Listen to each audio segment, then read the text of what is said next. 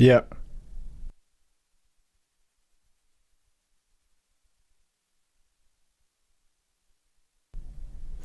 What's up, AFTERBUZZ TV viewers? I'm Brandon London. You're watching the Football Off-Season show. We're going to talk to Luke Mullender and Shea Emery, and that's all coming up now. You're tuning into the destination for TV superfan discussion, AFTERBUZZ TV. And now, let the buzz begin. Hey, what's going on? How do you like the new intros? It threw me off for a little bit. It's my first time doing it. I want to welcome you again to the Football Off-Season show. My name is Brandon London, at Cultured Athlete on social media. If you want to hit me up anytime. And make sure you always follow. You have to follow AFTERBUZZ TV, because without AFTERBUZZ TV, we wouldn't be talking football. I mean, you could be talking football, happy hour or something, but, you wouldn't be talking with me. Today on the show, we have my boy Luke Mullender. He's always on. He's going to be on today. He's coming back. And we also waiting to hear back from Shea Emery, former longtime CFL linebacker. But without further ado, Luke's up there. Luke, what's up, my guy? I'm good, man. How are you? Hey, you got to turn your video on, man. What's up? Man, I've been trying. I don't know what's going on. It's because you got Adele, man. There we go. Look at that. Okay, there we go. What's going on, brother? No China in the background, no painting, nothing. No, not today, man. Not today. You're not in the Bentley. You're not in the Bentley today on those Regina streets. No, yeah. Unfortunately, I'm just at home right now, sitting around, man. Sitting around, hanging out. Luke Mullender, ladies and gentlemen. Go ahead and tell the people where they can find you, Luke, before we get into it.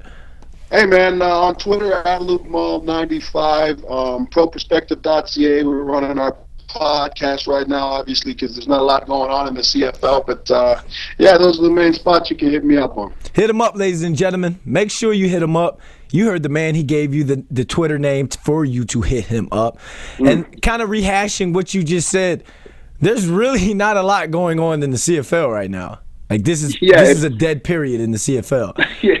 Yeah, it's kind of tough, right? I mean, there's plenty going on in with the teams, right? Obviously, one of the things that's actually happening right now, Brandon, you're closer to it than I am, is the Players Association meetings. They're going on in Las Vegas. Guys left on Thursday. They're meeting, obviously. They'll probably party it up a little bit today and then meet Friday and Saturday through the days there in Las Vegas. So I don't know. I'm not sure, if a lot of the American fans are familiar with the way the Players Union works. Essentially, it's the same thing as the NFL, just not as much money involved, obviously. And but they're meeting down there. And one of the things that actually got people were talking about for this year is Scott Fleury, your former teammate, Brandon, in Montreal, is actually probably going to be opposed by a couple guys here, and the leadership might change. So after this weekend, we might be seeing a leadership change at the top of the Players Association, next week. Next week, ladies and gentlemen, we have mutiny afoot. I can't remember what movie is it? I can't remember what movie that's from. But you know what? When we voted Fleury into that position, obviously there was a bias from me because I've only played with one team up there. I was only with the Montreal Alouettes, and he was a very big name, a very big leader in the locker room, that sort of type of guy.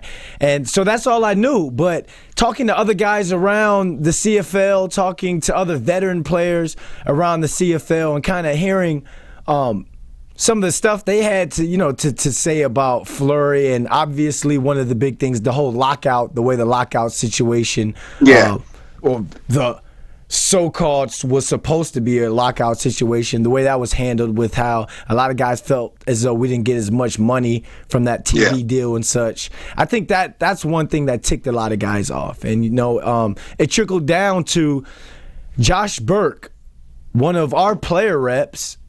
He ended up not getting voted next year as a player rep because that entire for real, that entire situation with a lot of players thinking that we got shafted in terms of the money for the money deal that the CFL was going to lock through. That ended up getting Burke knocked down or not as one of our reps anymore, because guys were thinking like Burke was the one who didn't get the job done and such, where in essence he was just a voice for there's us. only so much you can do, you know, from a player's rep standpoint if your leadership is you know, on a different page. You know, I think that's one of the things that's going on in the CFL right now, is the fact that there seems to be a divide. I think that, you know, the feeling about the CFL player reps is it's all Canadian offensive linemen, you know, and you look at the way the CFLPA, they had a salary cap increase, and really what it's essentially done is, this is what I think people just look at it now and just say, well, it's only paid our elite players. The guys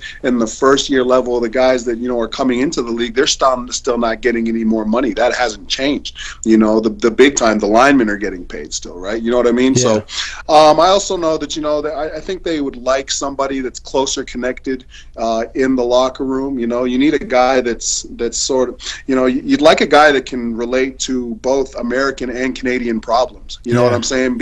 I know you went through it with contracts and taxes and stuff like that. I just feel like, you know, right now from, you know, what we get out of talking to people is sort of, hey, you know what, you'd like a guy that's A, more in tune with what's happening in the locker room, B, more in tune with both nationalities, because it is such a there's such a diverse mix of Canadian Americans in that, you know, and I think that the Players Association sort of wants that, you know, represented a little bit better. Do you have anyone in mind? Or anyone who you think could be Jeff nominated? Keating's name. I'm sure they'll call, you know, I'm sure they'll come up with another couple guys when they're down there. You know, you just like a guy that's been around there for a while. And I'm not saying Flory wasn't. Flory was, but now there Flory's been away forever from the game for a while. Yeah. You know? I feel like Flory was, I mean, he was part of the CFL. He's been there for a long time, you know. Well, that's the thing. So he was very instrumental. I mean, here's the one thing that they did do under Scott Flory's time. They obviously, you know, negotiated the latest CBA, but also they got rid of Ed Molstad, which needed to happen. Right? He was the lawyer that was very intertwined in the CFL dealings, and he was sort of written into the CBA. Anyways, they got rid of Ed Molstad, which had to happen, and that was good under Flory's watch. But then I think that there's a feeling that nothing, you know, not a whole lot has been done since then, and I think that's why you're seeing this opposition now potentially in Las Vegas. I think going into that too, and my words are all over the place because I'm trying to get the question right. I'm trying to get the question of the statement right. Well, you're a passionate guy, man. Yeah, I'm a passionate. I'm one of those. That's my quarterback. That's my quarterback. I'm one of those guys. It's almost looking like the CFL, the organizations and the owners are getting stronger, but like we said, there's mutiny amongst the players in our association. And it's always, and that's the thing, it's always been like that. There's always been something that's not etched in stone, or that's not, you know, direct. There's always been a question, whether it's been on the ownership side, whether it's been on the player side. There's always been that, like you said, it makes people stutter. Like, there's always something going on in the CFL that's not defined quite right. And I think that, you know, that's the next way to evolve that players union, you know, and to sort of essentially grow up is let's have everything set in stone. Let's know every single situation, you know. Let's know the player side. Let's know the owner side. Let's know why you're allowed to have 1 million coaches and only 42 guys on the roster. You know what I mean? Yeah. Things like that. I think that's the next step they need to take. So speaking of next steps, the next step in terms of the CFL offseason are these mini camps that are coming in. For those of you who are down here in the United States waiting for the NFL part of the show, CFL mini camps aren't like your average or aren't like the NFL mini camps at all. No. Some teams meet down in Florida. Some teams meet up back in Canada. They'll bring guys in as tryouts. They'll have a tryout right before the mini camp, and if you ball out and do your thing in the tryout, then you get invited and get to stay for the mini camp. It's a little different than NFL mini camps per se. So Yeah, because the NFL mini camps, the team's already there. You know, it's the entire team. These CFL mini camps are strictly, you know, mostly made up of potential guys that you're going to bring into a June camp. You know, some teams use them to install certain offensive schemes. You know, if you have a new OC, let's say in Winnipeg, Lapo's a new OC out there, right? So he may want, you know, his ones and twos to come to this camp because they're going to install certain route patterns, certain route trees, right? You know, whether if you're Saskatchewan, do you want guys to come out that are going to be getting the ball thrown by Darian Durant because he hasn't thrown the ball to a lot of the guys, right? Yeah. Or, you know, another thing is a lot of the teams use them as essential pro days, right? Hey, come run a 40 for us. Let's see you in a couple, you know, run a couple routes against a couple new DBs, right? Let's see what you got on the field in terms of your athleticism. So, yeah, they're like traveling tryouts realistically a lot of the times.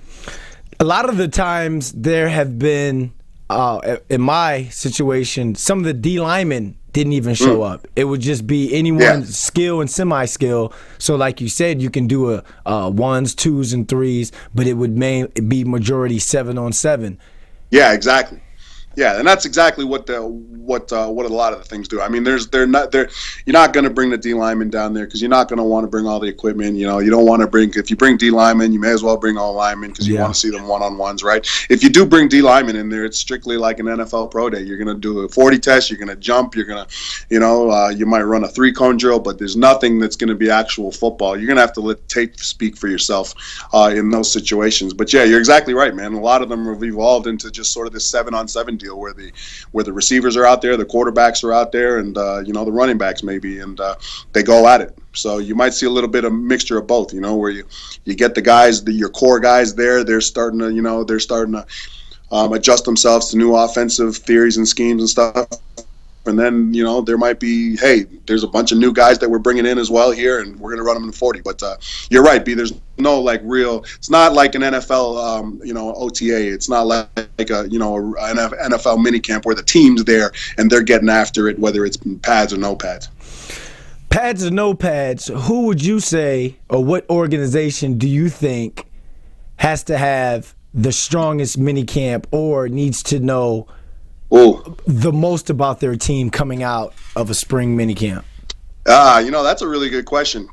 Thank you. I'll tell you what. I think that I think Montreal. I don't know whether they're going to have a mini camp or not, but I just feel like Montreal's mini camp is going to be interesting. I don't see them, and I know this might hurt you. I don't see them succeeding with Kevin Glenn this year. He's on the plus side of 35 now. Yeah, obviously, and you know, they've got a bunch of other quarterbacks, so that might be interesting down there. And you know, they've got their wide receiver situation. I mean, they got a few guys, right? But you know, Jim Pop's a guy. He uses a large scouting network, right? So I would think that, you know, the guys that Montreal identifies or at least wants to take a look at, you know, in June, I think I'd see Montreal's camp as being, you know, a little bit more interesting. I know Saskatchewan, they've got to have a, you know, they're going to Vero Beach, Florida, and you know, they're always looking for athletes. So, but honestly, wait a minute, Saskatchewan's going to Vero Beach? Yeah. Montreal, we go to Vero Beach. That's our place, historic Dodger Town.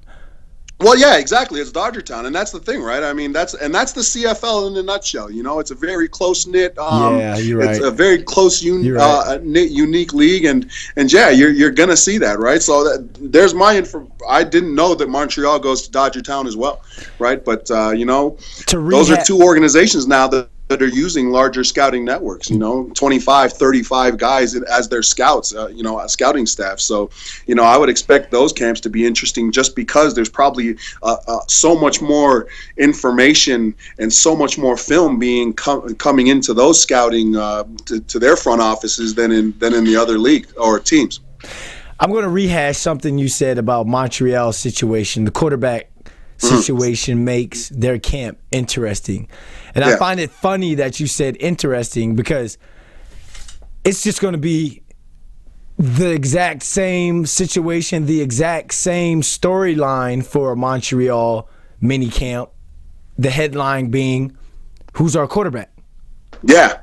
Ever since AC retired, every year of the mini camp, And this past year, myself and Jonathan Crompton went down to Florida, Tampa, Florida early, and we rented a hotel room, and S.J. Green would come pick us up in the mornings. We'd go to USF, and we'd go work out, then we'd go throw and such. And we were down there 4 or 5 days before we drove like an hour and a half out to Vero Beach. Yeah. But it's been like that every year. Who's the quarterback? Is it Crompton versus Tanner Marsh? The year before that, it was Tanner versus Troy Smith. Troy Smith versus, you know what I mean? Yep. So it's like it's a never-ending story for their mini camp. I mean, but Vero Beach is a great place to throw that out there. We had a great time down there, but it's I would like to see some sort of clarity. Yeah, you got to push for some clarity there in Montreal, and you know they've got a number of quarterbacks right now. Their young quarterback that played a ton last year. Yeah. Sorry, for some reason his name's escaping me. From Marshall. Rakeem Cato. Yeah. Cato had some significant reps there. Yeah. And he definitely I mean, one thing that jumped off the page about Cato was his accuracy. He was a very accurate quarterback, and obviously the ability to use his legs out of the pocket and to create more throwing room for himself was there. So that's always interesting. But man, you could never discount a guy like Kevin Glenn because of the experience. And it's just impossible to ignore that experience in the CFL, especially in the CFL. So I think that going into that camp now, it'll definitely be an interesting competition between Glenn, Cato, and I'm sure your boy Crompton's not just going to sit back and let things fly by him. No, that's true. And it's you said something. You said experience. You can't you can't discredit Kevin Glenn's experience. I get that. But experience, you already said it. He's 35 plus, right? He's over 35. Yes, he has that experience, but when you say that word experience after 35 plus and you haven't won a Grey Cup or you haven't really won too many playoff games, that experience that you're saying is just you're old.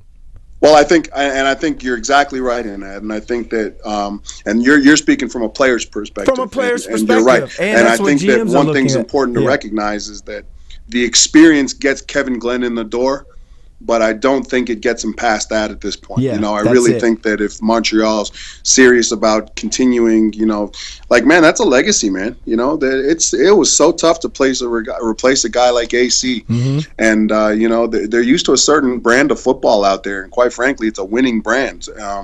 So they need to get back to that. I would expect, like I said, experience gets KG in the door, but it doesn't get him much past there when you look at a guy like Cato who's going into his second year, and I think there'll be some expectations on them now. And you got your AC in there helping you develop as a quarterback. I think there's going to be some expectations heaped on Cato. It should be.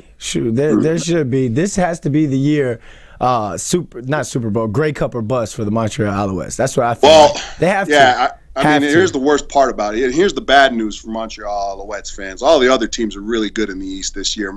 I would expect I'm not sure how Toronto let Trevor Harris slip out of their fingers and go to Ottawa. One of the things that I would expect is that Scott Milanovich, the guy's he's great at developing quarterbacks. So I would expect they have somebody to replace Harris as the backup that they're pretty excited about. But we all know that Ricky Ray's health is about as strong as a toothpick between my fingers, man. It's shaky right now, and he's an older quarterback as well. Yeah, experience or experience. That's your word. Experience. Yeah, exactly. But here's the thing, though. With him, though, there's Grey Cups there. There's pedigree there, right? You're right. So he's afforded a little bit more, I think.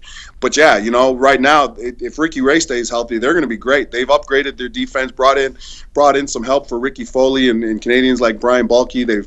They've brought in Keon Raymond, who's huge. That's a huge pickup for anybody, especially the Argos. So they've upgraded their defense to compete with the likes of Hamilton, who's going to get Zach Caleros back. They've brought over another role player from Toronto in Chad Owens. But they've got some slippery receivers over there already, and with Zach Caleros and the way Ken Austin develops his system, I mean, it's a high pace go get 'em system. And then there's Ottawa. Like, how can you argue? How could you not put Ottawa in that? As the team to beat right now in the East. They've changed offensive coordinators, but they still have Henry Burris, who didn't look like he was slowing down at all in some parts of the season. They're going to have a good defense. They're well coached. Their continuity in their coaching staff is back, aside from that OC, obviously. But I think that East Division is going to be a good one. It's going to be a battle that's going to come down like all CFL seasons, 16 weeks, 16, 17, and 18. Hey, Luke, you do a good job, man. You belong in Hollywood, man. You should come on down here. No, man, that's you, man. I'm out here in Canada. You belong in Hollywood. Hey, you feel like chatting a little NFL? You feel like staying on chatting a little NFL, or what's up? You got a nice you got sure, man. With the wife. Hold or on whatever. a second. I just how do you get back to video here? You right there, buddy? So I dropped my I just dropped my phone, and we don't need to call like the Regina paramedics or anything. No, we're good. There we go. Hey, so one thing down here, it's a huge story down here, and it's not so much football related. It's D'Angelo Russell putting the video of Swaggy P, Nick Young. Come on, man. Do we really have to talk about that? They've talked. No, because I saw Jerome Bettis and those guys talking about it. I saw every NFL analyst got to talk about it, about what would happen in the locker room and such, and I wanted to talk about it. I thought Shea Emery was going to be on. I can't get in touch with Shea Emery right now, so I might just have to bump him the next week. Mm-hmm. But it just kind of explain your thoughts on, as an athlete, as a teammate, as a brother to the other guys in the locker room, so we can explain to the kids at home how this is such a no-no. You gotta, it's crazy. You gotta be able to jump in the foxhole and go to battle with guys you trust. And if I'm in a foxhole and I look to my right and I see a guy that's not in it for the same type of deal. I mean, I'll say this about D'Angelo Russell. He's a really young kid, and he's 20 years old. He's a kid. Yeah. People need to realize that. But man, when you it's crazy when you put yourself in that situation. I mean, he's being ostracized, and rightfully so, man. You got to be able to trust. See, people don't understand that sports is such a business that you only have the guys in the locker room, because the guys in the locker room are the only guys who are going through it. They're the only guys who are hearing themselves, oh man, this guy might get cut, that guy might get cut. They're the only guys who have the contract, who hear other players going through contract negotiations, and they're the only guys that see players getting crapped on for certain reasons. They're not in the owner's box and stuff. It's different, man. In that locker room, that's sacred. That's protected. That there's only certain times anybody else can go in there. Otherwise, it's your locker room. Like, and when something like that happens, it feels like there's been a mole, and and you've been compromised, and the trust is gone, and you got to be able to trust your teammates, and it's hard, man, because that's the other thing. You don't have to like everybody in the locker room. No, not at all. Not at all. You don't have to, but you have to be able to trust them. There's a huge difference. Yes. And I think that's what's at stake right now, and that's what's that's the issue. There's not a lot of trust in that LA Laker locker room, and it's going to take a while. It's not one of those things where if D'Angelo Russell goes out and runs off 10 triple doubles, it'll all be forgotten. Once trust is in the locker room's broken, man, that's tough. That's really tough. Here's the biggest thing: it didn't happen in the locker room. This video looks like he was sitting on like Swaggy P's couch, because if you hear in the background, it's like the news. I think it's like the ABC 11 news is on. Oh, I heard it. I saw it. I saw it. It's and his justification is that it was a joke and stuff like that, and that's how those guys play, but not in the locker room. Not in the locker room, man. Not in the locker room. What are your, in terms of a rookie or any? Let's say there's a NCAA guy out there that's watching right now. What are your like top 3 locker room rules for a rookie? Learn the playbook. Anybody. No, just for anybody. Just for the G code. Just for the players code. Oh man, I mean, number one is what happens in the locker room stays in the locker room. Period. Yep. You know, and from there, it's a bunch of team stuff. But man, that's the number one thing. You got to have your teammates back. I don't care what, and that's extended. So if you see, your teammate getting himself into a bad situation in the community, you need to have his back. If you see your teammate get into a compromised situation at home, you need to have his back. But that's the thing. You need to have his back. But you're not talking about it to other people. You're not talking about it. It's impossible. You can't even talk about. No one gets it. No one gets it. No one's gonna get it. Not even football. Not even people who don't even play football. They still on some like, oh, he snitched, and the hood, the streets. Oh, he really has no hood credibility now. The streets are killing him right now. But even in Wall Street, even that sneaky stuff, your reputation here in Hollywood, your reputation is who you are. That's it. It's lit. And crazy. Football's like that. But the worst part about football is football's magnified, and so is basketball and all sports. It's magnified. So now your reputation's even more. Because you can get away with it in basketball. I mean, just look at the shenanigans in basketball that's been happening. I mean, I know this is old, but Kobe pretty much did it on Shaq a while ago. I mean, I know that we have to kind of rehash this, and I don't want to talk about, we don't want to go too deep into basketball and such. But then you look at Derek Fisher. Man, Kobe was lucky he was Kobe at that point. Yeah. Because anybody else, it would have been over. But then if this was a podcast, we'd be put it this way, folks. Everybody watching this, if this was a podcast, there would be very different language that was happening right now. Oh yeah, that's really how emotionally involved and emotionally charged those locker rooms are. You literally have to have each other's back, and once there's a guy that's looked at that's not like that, it doesn't work. It doesn't work. It doesn't work at all. And this is the difference between pro basketball, and pro football. I would think that just look at the way the Matt Barnes and Derek Fisher incident happened. Yeah. But then you look at the way Alden Smith tried to run his car into Kaepernick's car because he's messing with Kaepernick took his girl, or allegedly took his girl, Vanessa from Hot 975. She fine too. You see, he ran his car into. We're a different breed. Yeah. So this would have been magnified times 150 because there would have been a flat out. There would have been a street fight by now, and it's the off season. Yeah. It would have turned into something. But you know what? I mean, you just hope that eventually there's some sort of, you hope that eventually something happens to where everybody comes to an understanding over there. Yeah. Because the Lakers are going to be a good young team. They're gonna they can keep the guys they got there once Kobe leaves, they're going to be a good young team. And but man, this stuff can wreck a career. Real talk. Yeah. But, all right. So we'll go ahead. We set our piece on that. That really grinded my gears. But another thing, which is a huge story today, is as of today at 1:00 p.m.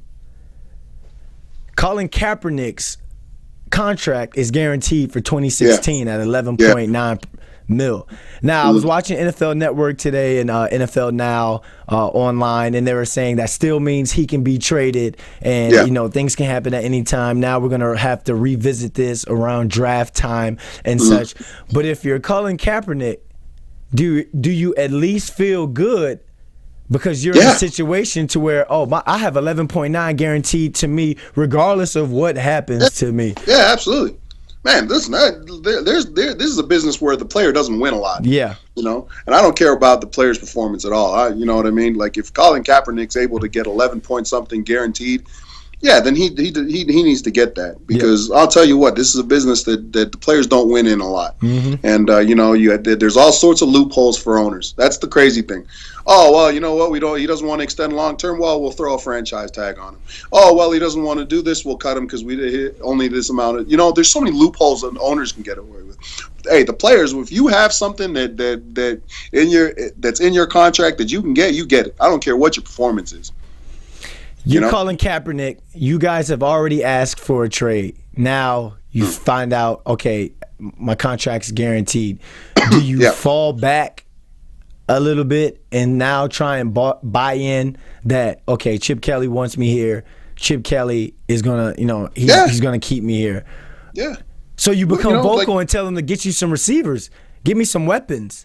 Well, he's brought in Riley Cooper. I don't know if that counts. What? But, but here's the thing. I mean, listen, Cap's in a good situation. I know that I read a little bit of what you're talking about. They said that they wanted him to cut his pay a little bit in order to facilitate the trade to the Browns. Well, you know what? I'd much rather stay on the 49ers than go to the Browns or wherever. Whoa, you know what I mean? So wherever Hugh Jackson over Chip Kelly? What? You would rather have Chip Kelly over Hugh Jackson? You don't know how long Hugh Jackson's going to be in Cleveland. That's the problem in Cleveland. They don't keep anybody in Cleveland. That's why they lose in Cleveland, because they don't keep anybody. There's no longevity in anything in Cleveland. So why would you? And man, you got to control the things that you can control in this business. So sitting there and being like, oh yeah, well, Hugh, Hughes, Coach Hughes going to be over there for 5 years. No, he's not. If you don't win, he could be gone in 7 games. You know what I mean? Yeah. So you can't base your decisions, your personal business decisions and your football decisions on somebody else's longevity. That'd be the worst decision you could ever make, because there is zero. The only people who are in a good spot is Roger Goodell and the NFL owners. That's it. So don't base your decision on coaches, especially, because they're just like players. They're expendable. So expendable.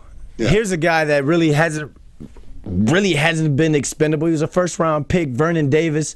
He was with the 49ers for such a long time. Then he got traded over, won a Super Bowl ring with the Denver Broncos. Now he just signed with the Redskins, which is in the DMV area. We call that D.C., Maryland, Virginia. Yeah. That's where he's from, too. That's where he's from. 32 years old. Is this one of those deals where it's like, okay, one or two more years, then we ride off in the sunset? Yeah, well, you know what? I mean, it's not a bad situation to go into. Not at all. Davis, you're at home. And I mean, Redskins just finished winning the division over there, and they're looking good. And all the other teams are trying to catch up with. New York's going through a whole new coaching change. They'll have a new coach up there. Who knows what Philadelphia's doing? Dallas sure as hell ain't going to be there. You know what I mean? Even though they've gotten a hell of a running back in Alfred Morris, but the Redskins are in a good spot in that conference, so why not go compete for a conference, get yourself in the playoffs for the next 2 years, and try to win a ring? I thought it was a cute move. I didn't think it was like gorgeous. For the Redskins, it's cute. You bring in another. Yeah, they're bringing in another guy. He's a great compliment to Reed. Over there, who they've already gotten. I mean, he's an unreal tight end. So, and Vernon Davis can probably teach a guy like that a little bit more. That's a young tight end who's still developing, and he's an incredible weapon for the Redskins already. I mean, adding Vernon Davis, even though he's 32, he's probably still faster than a lot of the tight ends out there. Yeah. And if you can get him healthy and keep him healthy, I mean, he's a great second option as a tight end. Yeah, you're looking at teams with, look at the Pats. They got Martellus Bennett and Rob Gronkowski. Come on, that's almost unfair from the tight end spot. So, teams are doing that now. Teams need to get 2 tight ends to compete. So, hey, you got Vernon Davis and Reed. If Vernon Davis stays healthy, I wouldn't be mad at that at all. Yeah, I appreciate your input on that, man. We have no Shea Emery today, so we're not going to call Shea. We got about 6 to 10 minutes left in the show. Kind of go through what you think of the entire NFL offseason as a whole. Here's one. And I know it has nothing to do with statistics and stuff. You really haven't seen that much bad press on the players.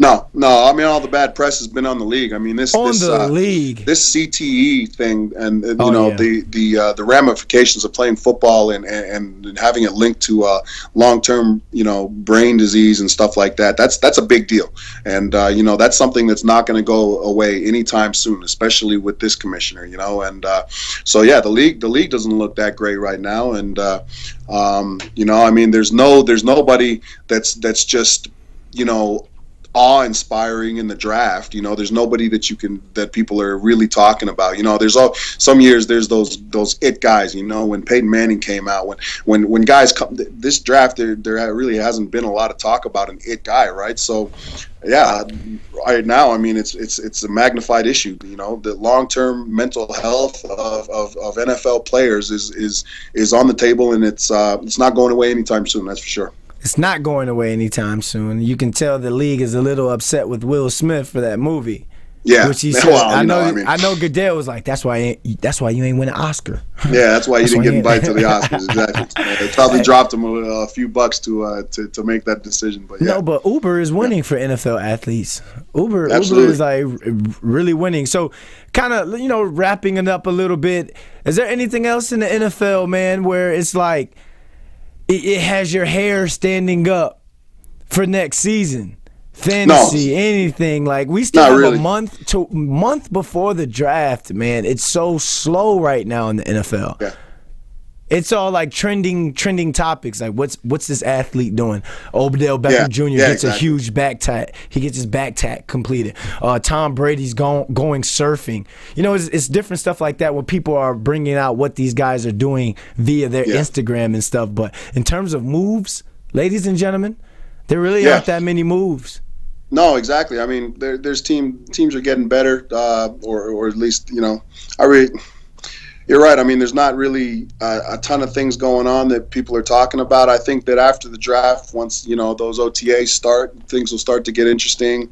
But hey, man, here's the thing: the NFL is such a marketable league right now. I think they're just sort of waiting. That once the draft gets out of the way, the NFL sort of takes flight. They start, the NFL network starts going to teams OTAs, and that gets the draft, and that gets the fantasy league owners excited, and that gets the NFL network programming. It gives them more options, right? You can talk about how teams are developing, who's getting cut, who's on the depth chart. Once all that starts happening, then it's going to be good because it's all NFL fantasy for people after that, right? So then things will get to, and it's unfortunate, because it sort of takes away from what's actually going on the field, right? Because people look at it from a fantasy perspective these days. Yeah. But that's when the noise is really going to start to pick up, I think. Do you play fantasy?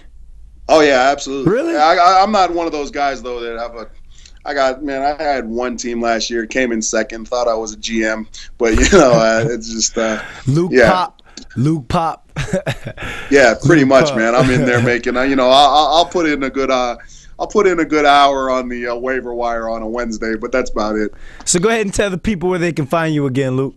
Hey, man, properspective.ca. On Twitter, I'm at LukeMall95. And, man, just appreciate you stopping in over here in Canada, B. No problem, man. I appreciate you extending time, filling in, staying on, talking a little football with me. See you next week at the same time.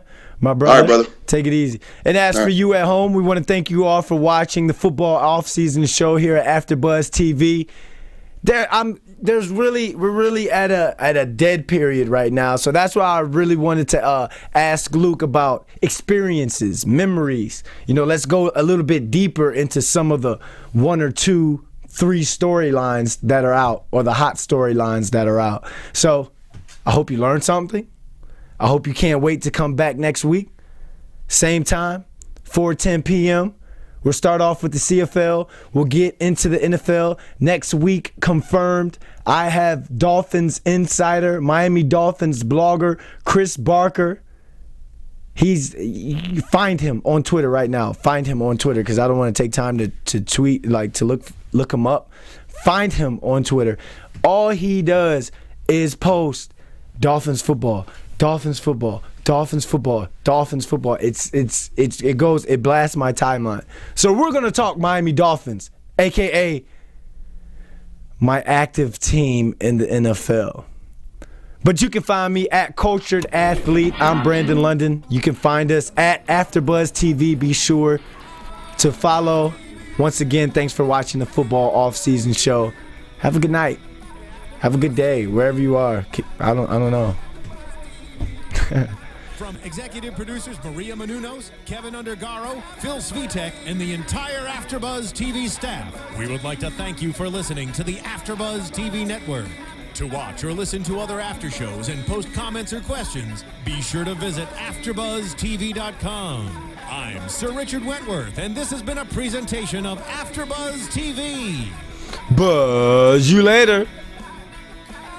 The views expressed herein are those of the hosts only and do not necessarily reflect the views of AfterBuzz TV or its owners or principals.